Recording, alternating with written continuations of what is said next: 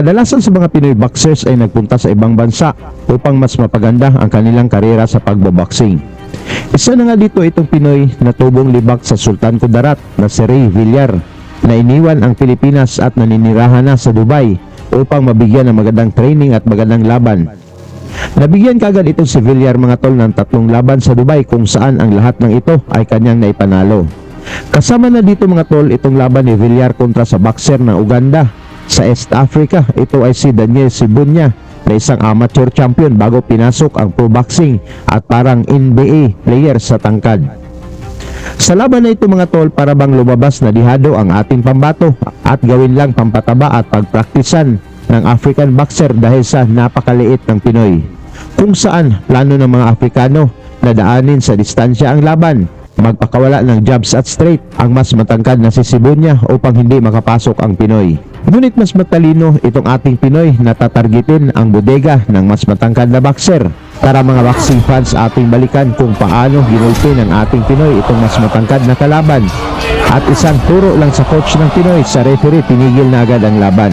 Ang laban ng Villar versus Sibunya mga tol ay naganap sa Vic MMA Gym sa Dubai, United Arab Emirates. Sa mga mahilig tumalpak dyan, dito na tayo sa legit na betting site, ang 1xBet. May 5,000 bonus kaagad sa una mong deposito. Nandito na ang paborito nyong sports katulad ng boxing, basketball at marami pang iba. Napakadali lang mag-register. I-click nyo na lang ang link na nasa description at nakapin sa comment section. Gamitin nyo lang ang promo code na 7BAKA7 at napakadali lang dito mag-withdraw. Pwedeng gamitin ang GCash, Pimaya at Crypto.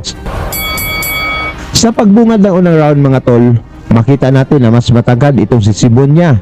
Ang Pinoy ang naka-southpaw stance at orthodox naman itong African champion.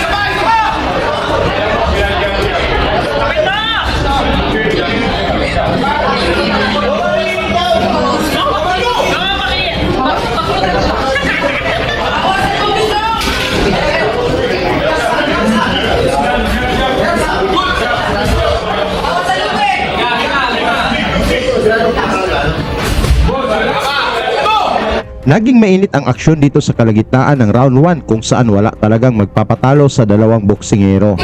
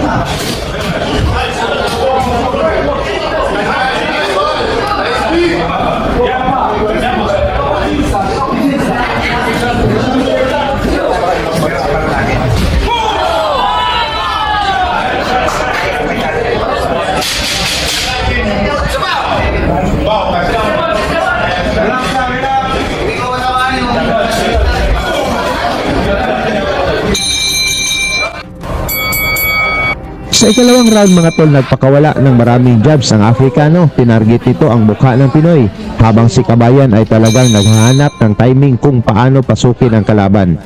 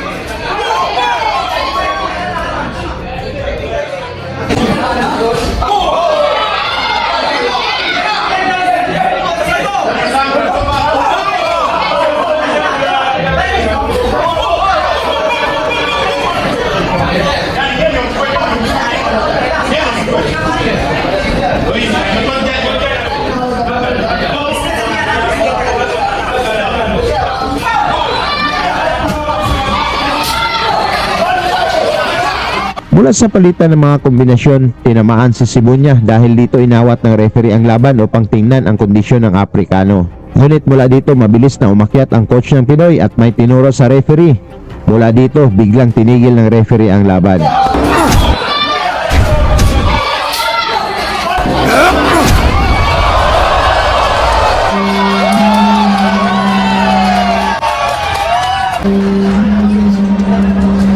Nanalo ang Pinoy na si Villar mga tol sa pamamagitan ng technical knockout sa round 2. Salamat sa inyong suporta hanggang sa sunod nating video.